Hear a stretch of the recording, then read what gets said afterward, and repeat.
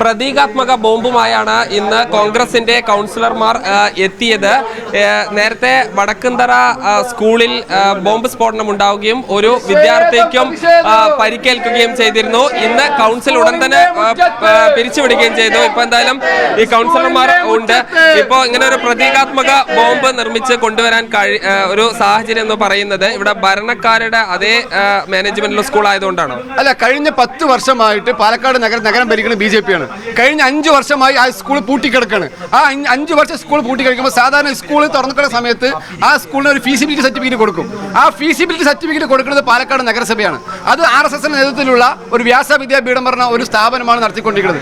ഈ കിട്ടിയ 5 ബോംബിൽ ഒരു ബോംബാണ് ആ കുട്ടിയുടെ കയ്യിൽ നിന്ന് പരിക്കേൽപ്പിച്ചത്. ബാക്കി 4 ബോംബും കിട്ടിയത് ആ സ്കൂളിലെ കോമ്പൗണ്ടിനകത്താണ്. അപ്പൊ അത്തരത്തിൽ ഗൗരവമായിട്ടുള്ള സ്ഥാനത്തിൽ എല്ലാ വിഷയത്തിലും ചാടിക്കറി പറയുന്ന അഭിപ്രായം പറയുന്ന BJP നേതാക്കളും ഭരണസമിതി ചെയർമാനും ഉൾപ്പെടെ വൈസ് ചെയർമാൻ ഉൾപ്പെടെ ആൾക്കാർ ഈ വിഷയത്തിൽ യാതൊരു പറയല്ല. ഇത് അടുത്ത സ്വദേശ സമര തെരഞ്ഞെടുപ്പിന് ഈ നഗരത്തെ കത്തിക്കാനുള്ള ബോംബാണ്. അതിനെതിരെയുള്ള സമരമാണ് ഇവിടെ കോൺഗ്രസ് നടപ്പിലാക്കിയത്.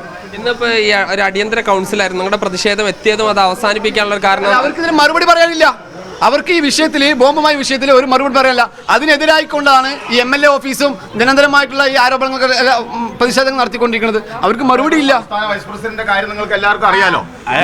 സംസ്ഥാന വൈസ് പ്രസിഡന്റായ അല്ല, മറുപടി പറയണം. ഭരണസമിതി എന്തുകൊണ്ടാണ് ഒളിച്ചോടി എന്നുള്ളൊരു ചോദ്യത്തിന് ഈ BJP ഭരിക്കുന്ന നഗരസഭയിലെ പ്രധാന അവരുടെ ശക്തി കേന്ദ്രമാണ് വടക്കന്തറ എന്ന് പറയുന്നത്. വടക്കന്തറ എന്ന് പറയുന്ന ഭാഗത്ത് വെച്ചിട്ടാണ് ഈ 5 ബോംബ് കണ്ടെത്തിയത്. മാത്രമല്ല, ഇന്ന് സംസ്ഥാനത്തിന്റെ അവരുടെ വൈസ് പ്രസിഡന്റ് ഈ ഒരു പീഡനത്തിന് ഇരയായ സ്ത്രീ പരാതി സംസ്ഥാന നേതൃത്വത്തിന് കൊടുത്തിട്ടുണ്ട്.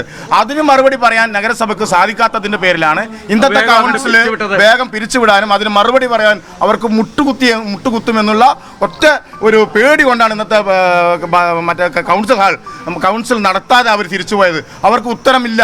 ഉത്തരമുണ്ടെങ്കിൽ അവർ ആണുങ്ങളെ പോലെ ഇത് പറയാനും അവരുടെ മടിയിൽ കനമില്ലെങ്കിൽ ഇതിന് മറുപടി പറഞ്ഞ് ഈ കൗൺസിൽ നടത്താൻ അവർക്ക് സാധിക്കണം. ഈ ഭരണസമിതിക്ക് ഇതിന് രണ്ടും കഴിയില്ല.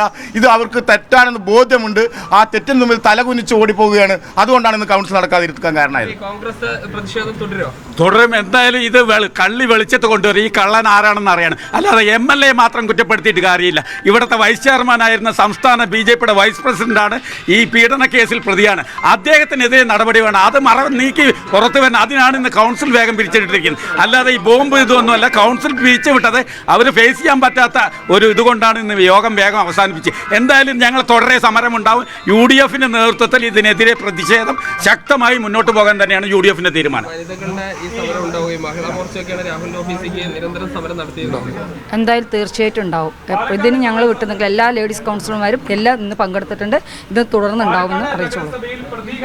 എന്തായാലും ഈ പാലക്കാട് നഗരസഭ യോഗം അടിയന്തര യോഗമായിരുന്നു. വളരെ പെട്ടെന്ന് അത് അവസാനിപ്പിക്കുകയാണ് ഇന്ന് ഈ ചെയർപേഴ്സൺ ചെയ്തിരിക്കുന്നത്.